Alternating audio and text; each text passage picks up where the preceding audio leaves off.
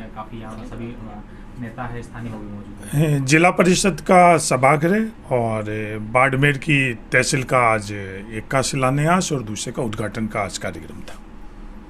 सभी जनप्रतिनिधि बाड़मेर जिले के, जिला प्रशासन सभी मौजूद थे और बड़ा समारोह कोविड के कारण सीमित संख्या के अंदर ये समारोह रहा। सर, प्रदेश में कोरोना की क्या स्थितियाँ हैं, जिस प्रकार से तीसरी लहर की भी आशंका जताई है? कोविड की जो स्थिति है उसमें जैसे म्यूटेंट बदल रहे हैं और तीसरी लहर आज दुनिया के अंदर कई जगह आ चुकी है और देश के अंदर ही ऐसे आशंका जताई जा रही है कई जगह तीसरी लहर भी आई हुई है। हम लोगों को सतर्क रहना चाहिए। बाड़मेर जिला राजस्थान के अंदर हमको सतर्कता से तीसरी लहर का मुकाबला करना चाहिए। जहाँ तक सवाल है कि इसका कोरोना का अंतिम हथियार तो हमारे पास वैक्सीनेशन ही है। बड़ी अच्छी संख्या के अंदर वैक्सीनेशन का जितना वैक्सीन उपलब्ध है राजस्थान में वो तमाम वैक्सीन लगाई जा रही है। 45 से ऊपर की आयु के दूसरे डोजेज का भी समय आ गया है और 18 से 45 तक का पहला डोज और कई दूसरे डोज भी लग रहे हैं। चिंता का ये विषय है कि 18 से कम आयु के जो लोग हैं उनके लिए अभी तक वैक्सीन नहीं आई है।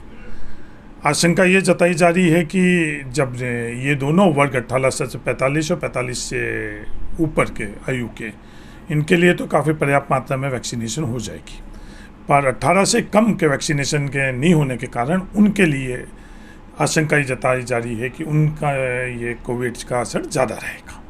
तो तमाम तैयारी, चाहे ऑक्सीजन के संदर्भ में हुई, बच्चों की दवाई के संदर्भ में हुई, इक्विपमेंट के संदर्भ में, वो तमाम तैयारियाँ कर चुके हैं राजस्थान सरकार। सर, आपको पंजाब से मध्यस्थता के लिए बुलाया था दिल्ली राहुल गांधी ने, क्या रास्ता निकला है पंजाब की जो नहीं, मेरे को कोई पंजाब में मध्यस्थता के रूप में मेरे को नहीं बुलाया गया। मेरा दिल्ली लगातार आना जाना रहता है। संगठन के अंदर मैंने कार्य भी किया है और अभी भी संगठन के अंदर जब मेरी आवश्यकता पड़ती है, जहाँ मेरी आवश्यकता रहती है, तो मध्यस्थता के रूप में मेरे को पंजाब में नहीं बुलाया गया। देश में जो जनसंख्या नियंत्रण कानून को लेकर काफ़ी चर्चाएं हैं सर, क्या मानना है आप? देखो, जनसंख्या नियंत्रण कानून के संदर्भ में अपनी अपनी राय है।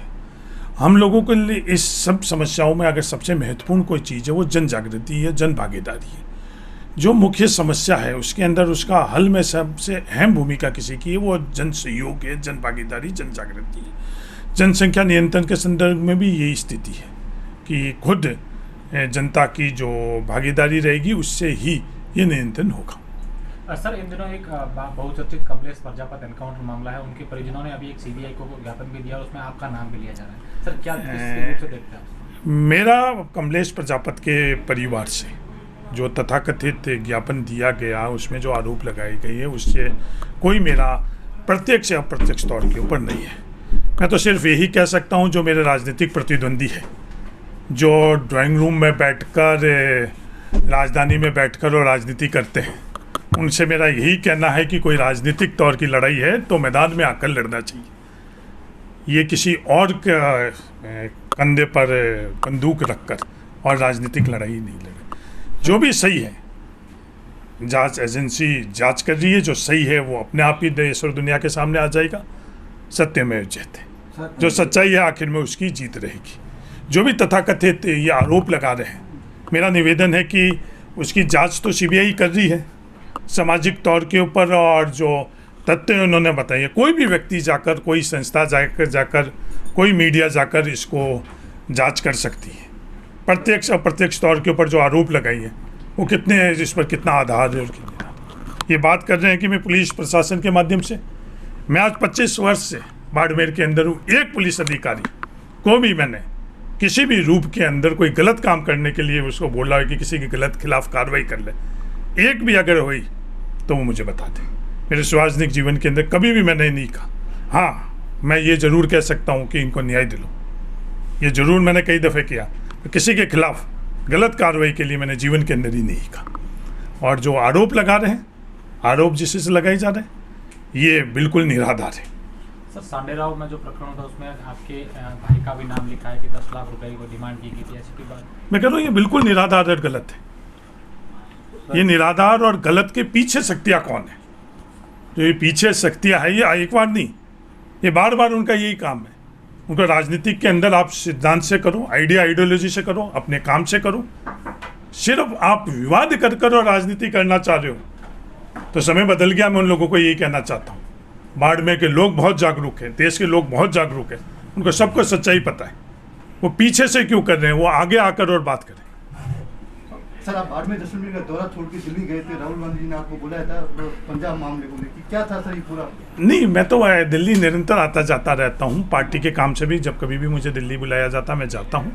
और कई चीज़ें तो हमको सार्वजनिक तौर के ऊपर हर चीज़ का खुलासा किया जाता है। कई चीज़ जो आंतरिक इंटरनल मीटिंग्स होती है तो उसके बारे के अंदर हम लोगों को सार्वजनिक तौर के ऊपर उसकी चर्चा नहीं करने का हम लोगों की परंपरा रही है। हाँ, मैं दिल्ली गया था और दिल्ली के अंदर मैं लगातार जाता रहता हूँ और पार्टी के किसी काम से मैं दिल्ली गया, ये भी मैं कह रहा हूँ।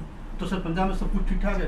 नहीं, हाँ, पंजाब में बिल्कुल ठीक ठाक है। पंजाब का जो भी फैसला करना है वो पंजाब के प्रभारी, पंजाब से जुड़े हुए लोगों को करना है और हमारी राष्ट्रीय अध्यक्षा सोनिया गांधी जी को करना है। राय रखने का सबको अधिकार है, राय कहने का प्लेटफॉर्म भी है।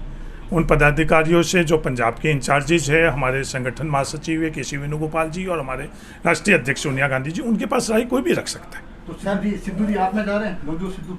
जहाँ तक मेरी जानकारी कि सिद्धू जी आम आदमी पार्टी में नहीं जा रहे। सिद्धू जी कांग्रेस में ही रहेंगे और मजबूती से आने वाले समय के अंदर कांग्रेस में रहकर कांग्रेस को मजबूत करेंगे और पंजाब को आगे बढ़ाएंगे। सर, प्रशांत किशोर ने सोनिया गांधी और राहुल गांधी के साथ में मीटिंग की है और उसके बाद में चर्चाएं तेज हो गई है। आपका क्या मायना है? प्रशांत किशोर की रणनीति से कांग्रेस को कितना फायदा होगा? प्रशांत किशोर का अभी तक का रोल पोल स्ट्रेटेजिस्ट का था, वो रणनीतिकार थे। मैं वेस्ट बंगाल के चुनाव के बाद में प्रशांत किशोर ने सार्वजनिक तौर के ऊपर ये घोषणा करी कि ये कार्य मैं आगे नहीं करूँगा। आगे भविष्य के अंदर वो किस प्रकार से इस क्षेत्र के अंदर उनकी भूमिका रहेगी वो तो समय बताएगा। प्रशांत किशोर बिल्कुल राहुल गांधी जी के आवास में आए थे। किनसे मिले, क्या मीटिंग थी, ये इसकी मेरे को जानकारी नहीं है। और मेरा मानना है कि प्रशांत किशोर की जो भूमिका रहेगी आने वाले समय के अंदर देश के राजनीति के अंदर, वो एक महत्वपूर्ण भूमिका रहेगी। सर, पंजाब वाली मीटिंग में आप और प्रशांत किशोर जी साथ में ही तो थे? नहीं, मैंने ये आपसे कहा कि जो आंतरिक बैठकें होती है उसके बारे में सार्वजनिक तौर के ऊपर हमको नहीं बोलना चाहिए। ये हम लोगों की परंपरा है। जो व्यक्ति अधिकृत है वही इन बैठकों के बारे में जो चर्चा हुई है, जो उपस्थिति है, जो फैसले हुए हैं, वो ही अधिकृत है। मेरा अधिकार क्षेत्र नहीं है। हाँ, मैं ये कह सकता हूँ कि मैं दिल्ली था। ठीक सर, राजस्थान में मंत्रिमंडल विस्तार कब तक होगा?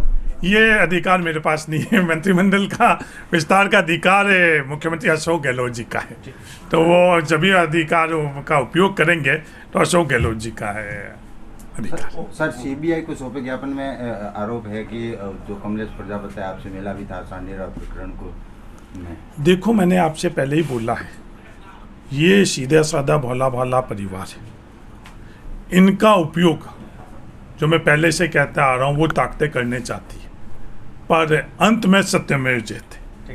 कोई भी जो इन्होंने आरोप लगाई हैं, ये बात कर रहे हैं ठेकेदारी के संदर्भ में, कोई भी जांच कर ले। आप खुद जाकर उस क्षेत्र में जांच कर लो, ऑयल फील्ड के क्षेत्र के अंदर कर लो।